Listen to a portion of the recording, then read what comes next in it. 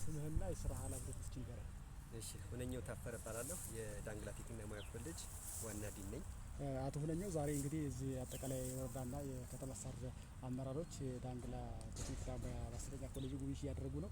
የጉብኝቱ ዋና ዓላማው ምንድነው? ምን ወርክሾፖች ናቸው ጉብኝት የተደረጉት የሚለው አጠቃላይ ጠቅለል ያለ አጭር ሀሳብ ውስጥ። እሺ እንግዲህ ዛሬ የዳንግላ ከተማና የዳንግላ ወረዳን አመራርና የቴክኒካል ኮሚቴውን የጠራንበት ዋናው ዓላማ የመጀመሪያው እንግዲህ ዳንግላ ቴክኒክና ሙያ ኮሌጅ በ2001 የተመሰረተ ቴክኒክና ሙያ ኮሌጅ ነው። እስካሁን ኮሌጅነትን ይዞ ነው እየቀጠለ ያለ። ዋና ዓላማችን እና የዛሬ ጉብኝቱ ይህን ኮሌጅ ያሳድገን ፖሊ ማድረግ ነው።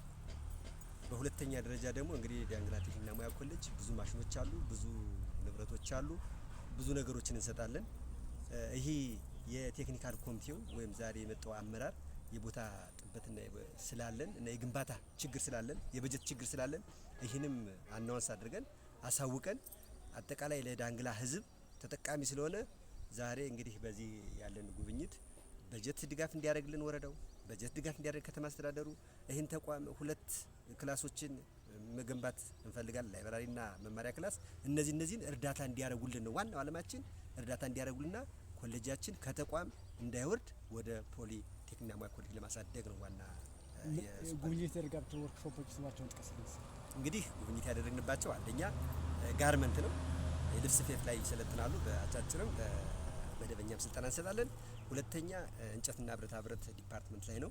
እንጨትና ብረታ ብረት ላይ ብዙ ስራዎችን እንሰራለን። ለምሳሌ አሁን ዳንገት የንግድ ስራዎች ኃላፊነት የተወሰነ የግል ማህበር የሚል ኮሌጁ የንግድ ፍቃድ አውጥቶ ስራ እየሰራ ነው። ስለዚህ በቤትና የቢሮ እቃዎችን ስራዎችን እንሰራለን። ሶስተኛው የኤሌክትሪክሲቲ ዲፓርትመንት ነው። አራተኛው የአይሲቲ ዲፓርትመንት ነው። አሁን በአምስተኛ የምናየው የጂኤምኤፍ ዲፓርትመንት ነው። በዚህ አጋጣሚ እንግዲህ እኛ የወሰን ማስከበር ጥያቄ አለን። ዛሬ ይሄ ጉብኝቱ አንዱ ዓላማው በተለይ ቴክኒካል ኮሚቴውን የጠየቀን ከሶስተኛ ወገን ነፃ ያልሆነ መሬት ስላለን ከሶስተኛ ወገንም ይሄ የመጣው አመራር የመጣው የሀገር ሽማግሌ ከሶስተኛ ወገን አጽድቶልን ኮሌጁን እንደ ኮሌጅነት ይዘን ለመቀጠል ነው ዋና እንትናችን ማለት ነው።